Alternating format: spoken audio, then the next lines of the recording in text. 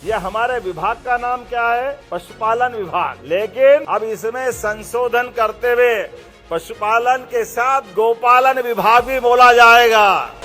आज हमने नवीन खास करके निराश्रित गोवंश की समस्या के निवारण के लिए सरकार की सर्वोच्च प्राथमिकता है, इसलिए हमने 73 गौशालाओं के पंजीकरण के प्रमाण पत्र भी आज ही दे रहे हैं। लगातार इस पंजीकरण के अभियान को भी हम चलाते हुए इसी तरह से आगे बढ़ाते जा रहे हैं।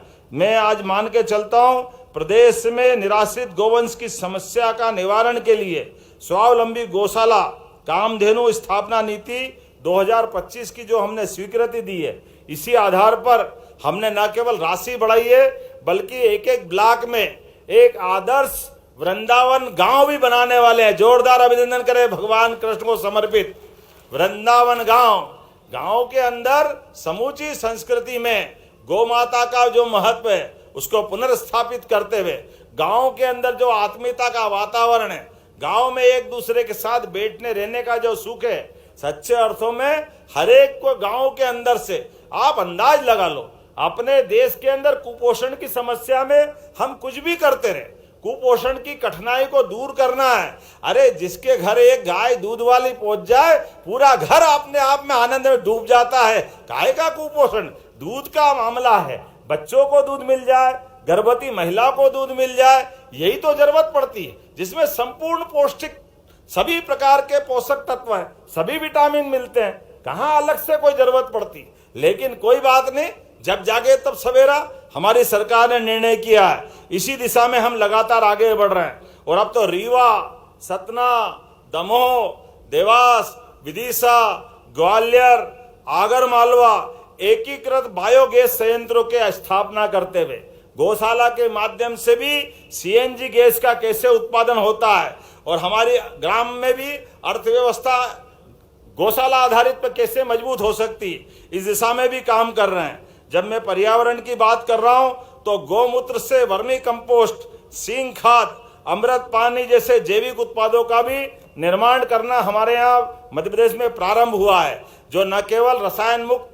किसानों के लिए खाद का महत्व स्थापित कर रहे हैं बल्कि प्राकृतिक खाद के साथ जैविक खाद को भी प्रोत्साहन दे रहे हैं। जब मैं आपसे बात कर रहा हूं तो निश्चित रूप से आने वाले समय में अभी तो हमने एनडीडीबी के माध्यम से जो संकल्प किया है वो 10 लाख लीटर से बढ़ा करके 50 लाख लीटर तक ले जाकर करने वाले हैं। ये जो हमारी सहकारी समितियों की संख्या भी अभी जो वर्तमान में है, जिसके आधार पर हम जो अपना शुरुआत कर रहे हैं, इसको भी 26,000 से आगे तक ले जाने वाले हैं।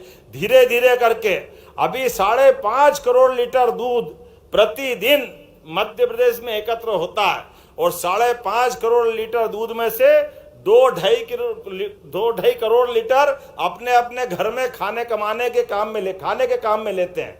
लगभग 2.5 करोड़ लीटर दूध अभी भी मार्केट में जाता है, लेकिन मार्केट में जाने वाले दूध को भी उचित दाम मिले, वो किसानों की समृद्धि का आधार बने। इसलिए औद्योगिकरण के आधार पर, फूड प्रोसेसिंग इकाइयों के आधार पर, दूध की डेयरियों के उन्नतीकरण के आधार पर किसानों के लिए हम उसकी भी विशेष योजना बना रहे हैं। एक के बाद एक इतने प्रकार की योजनाओं से काम कर रहे हैं। यह हमारे विभाग का नाम क्या है? पशुपालन विभाग। लेकिन अब इसमें संशोधन करते हुए पशुपालन के साथ गोपालन विभाग भी बोला जाएगा। हमारे मंत्रालय से अगर गोपालन नहीं जुड़ेगा, गोपाल नहीं जुड़ेगा तो फायदा क्या है? विभाग के साथ हमारी जो मूल भावना है कि हाँ, हम गौ माता के आधार पर इस विभाग का सम्मान देना चाहते हैं कि आने वाले समय में सच में मध्य प्रदेश बदलते दौर में ये और प्रगाढ़ से प्रगाढ़ होता जाए, इसी भावना के साथ आपका पुनः अभिनंदन, स्वागत, बहुत बहुत धन्यवाद। बोलिए गोपाल कृष्ण भगवान की।